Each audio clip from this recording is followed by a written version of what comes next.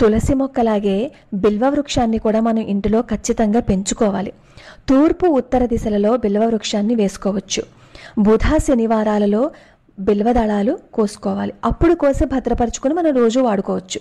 నిన్న పూజించిన దళాలని మళ్ళీ తిరిగి ఈరోజు పూజకు ఉపయోగించుకోవచ్చు. అలా 30 రోజుల వరకు ఈ బిల్వ దళాలని ఉపయోగించుకోవచ్చు. చతుర్దశి, అమావాస్య, పౌర్ణమి, అష్టమి తిథులలో బిల్వ దళాలని కొయ్యకూడదు. వాటిని ముందే కోసుకొని పూజ చేసుకుంటాం కాబట్టి ఆ ఇబ్బంది ఏది ఉండదు. అయితే ఇంకొకరు వేసిన మొక్క నుంచి దళాలు తెంచుకున్నాం అనుకోండి, సగం పుణ్యం వాళ్ళకి, సగం పుణ్యం మనకి వస్తుంది. అదే బిల్వదళం మొక్కని మనం కూడా ఇంట్లో పెంచుకోవచ్చు. తులసి మొక్కని ఎలా అయితే మనం ఒక కుండీలో పెంచుకుంటున్నామో బిల్వదళాన్ని కూడా అలాగే మనం ఒక కుండీలో వేసుకుని పెంచుకోవచ్చు. చాలా అద్భుతంగా వస్తుంది బిల్వదళం. రోజు ప్రదక్షిణ చేసి బిల్వ వృక్షానికి నీళ్లు పోసినట్లయితే అత్యంత శుభప్రదం.